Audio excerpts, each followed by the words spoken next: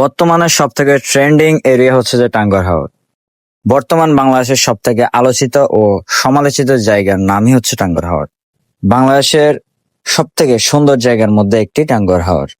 আপনি টাঙ্গুয়ার হাওরে কেন যাবেন, কি জন্য যাবেন, কেন যাবেন না, কি জন্য যাবেন না এবং কত টাকা খরচ হবে সবকিছু থাকছে আজকের এই ভিডিওতে। সো লেটস গো, শুরু করা যাক আজকের ইন্টারেস্টিং ভিডিওটি। শুরুতে চলে যাব যেখান থেকে আমাদের যাত্রা শুরু, চট্টগ্রাম রেলওয়ে স্টেশনে। সেখান থেকে আমাদের প্রথম যাত্রাটা শুরু হয়।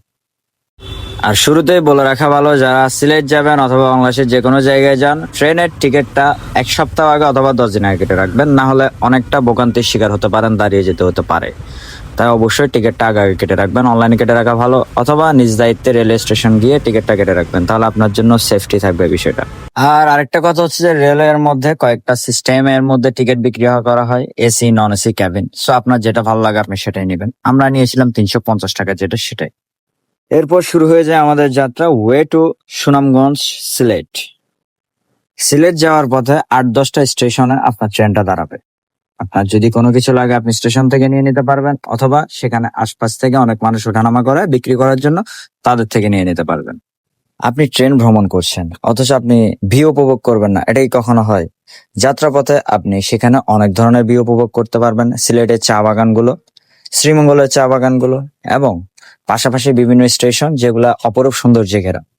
আপনি যখন সিলেট অভিমুখে ঢুকবেন তখন আপনি প্রত্যেকটা স্টেশনের পর পরে আপনি কয়েকটা ভিউ পয়েন্ট দেখতে পাবেন, যেগুলো আপনার রেল স্টেশনের অথবা রেল লাইনের পাশে অবস্থিত, যেগুলো আপনি ট্রেন থেকে সরাসরি দেখতে পারবেন। দীর্ঘ জার্নির পরে অবশেষে আমরা চলে এসেছি সিলেট রেলওয়ে স্টেশন। আজকের জন্য ট্রেন ভ্রমণ আমাদের এখানেই বিরতি। এরপর সকালে ট্রেন থেকে নেমে অবশ্যই খিদা লাগছে, তাই আমরা সবাই নাস্তা খাওয়ার জন্য একটা রেস্টুরেন্টের উদ্দেশ্যে যাচ্ছি। লোকাল সিএনজি গুলা অথবা আপনি অন্য কোনো ভাবেও সেখানে যেতে পারবেন, যে কোনো জায়গায়। এটা হচ্ছে যে সিলেটের একটি আলোচিত রেস্টুরেন্ট, যেটা আপনারা যারা সিলেট গেছেন তারা অবশ্যই এটার নাম শুনে থাকছেন, পানসি রেস্টুরেন্ট। তো অবশ্যই সিলেট গেলে এই রেস্টুরেন্টে খাবারটা একটু ট্রাই করার চেষ্টা করবেন, খাবারটা আসলে খুব মজা। আমাদের উদ্দেশ্য যেহেতু সুনামগঞ্জ, তাই আমরা আবার সেখান থেকে নাস্তা করে বাস আরেকটা নিয়েছি, জনপ্রতি 100 টাকা করে। সুনামগঞ্জের উদ্দেশ্যে রওনা দিয়ে দিয়েছি বাসে করে। আপনি যখন সিলেট থেকে সুনামগঞ্জ যাবেন তখন যাওয়ার পথে যে রাস্তাগুলো দেখবেন, সেই সময় ওই রাস্তাগুলোর ভিউ উপভোগ করতে করতে আপনি আপনার যে টাকাগুলো খরচ করেছেন সেটাই ভুলে যাবেন।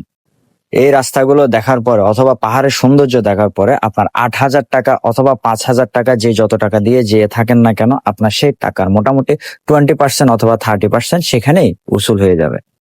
দীর্ঘ পথ পাড়ি দেওয়ার পরে অবশেষে আমরা চলে আসলাম আমাদের কাঙ্ক্ষিত গন্তব্যস্থলে। এটা হচ্ছে যে আমাদের বোট, এখানে আমরা থাকবো 2 দিন 1 রাত। বোটে ঢুকার সাথে সাথে আমাদেরকে ওয়েলকাম ড্রিঙ্কস দিয়ে ওয়েলকাম করে নিল তারা। আমরা ওঠার পর পরে বোটটা ছেড়ে দেয়। সো আমাদের উদ্দেশ্য নেক্সট ওয়াচ টাওয়ার, সেখানে গিয়ে আমরা গোসল করব, যেহেতু এখন প্রায় 12টা একটার উপরে বেজে গেছে, তাই আমরা ওয়াচ টাওয়ার দিকে যাব।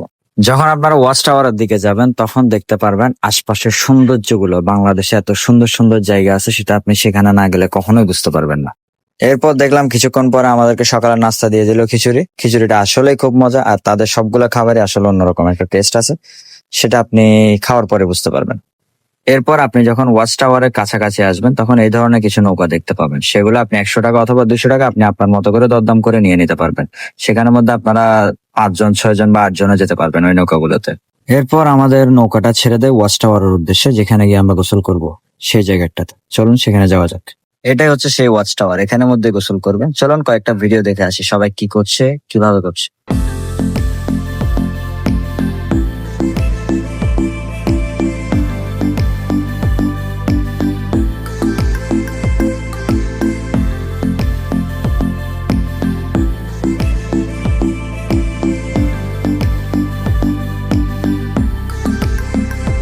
তো এখানে আমাদের ওয়াচ টাওয়ারের গোসল করা কমপ্লিট। তারপর আমরা চলে আসলাম আবার বোটে। বোটে আসার পরে যে যার যার মতো ফ্রেশ হয়ে নিলাম। ফ্রেশ হওয়ার পরে আমাদেরকে দুপুরের লাঞ্চ দেওয়া হয়।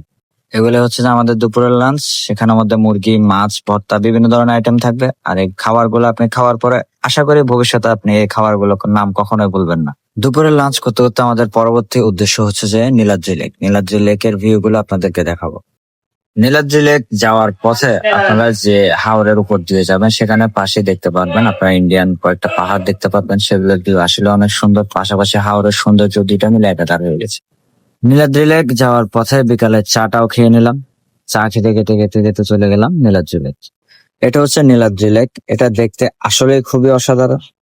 এক পাশে পাহাড়, এক পাশে লেক, মাঝখানে আরো একটা লেক আছে। সেখানে আপনি বিভিন্ন লোকেশন পেয়ে যাবেন। চলুন কয়েকটা ভিডিও ক্লিপ দেখে আসি।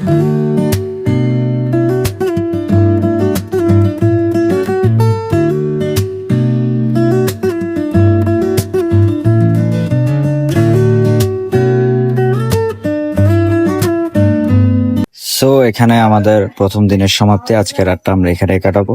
এখানে আমাদের বোটটা পার্কিং করা হয়েছে, মানে এখানে আমাদের না, সবগুলো বোটে এখানে পার্কিং করা হয়। এখানের মধ্যে আপনারা রাতে থাকবেন। পরবর্তী গন্তব্যস্থল হচ্ছে যে পরদিন সকালে। আমরা যেহেতু এখানে রাতে থাকবো, সো রাতের আড্ডাটা এখানে অবশ্যই জমজমাট। এখানে প্রত্যেকটা বোটে রাতের আড্ডাটা অনেক জমজমাট হয়, কারণ প্রত্যেকটা বোটে অনেক ধরনের মানুষ থাকে, অনেক মানুষই থাকে। তাই রাতের ভিউটা উপভোগ করতে করতে রাতের আড্ডাটা দিয়ে দিয়ে সকাল পর্যন্ত অপেক্ষা করবেন পরবর্তী গন্তব্যে যাওয়ার জন্য। তো এরপর আমরা রাতের খাবারটা খেয়ে নিলাম। আড্ডা দিতে দিতে রাতের খাওয়ার পরে মোটামুটি সবকিছুই কমপ্লিট আসলো। যাই হোক, আজকের ভিডিওটা এখানে সমাপ্তি। কালকে আরেকটা ভিডিও নিয়ে আসবো, পরবর্তী ভিডিও নিয়ে।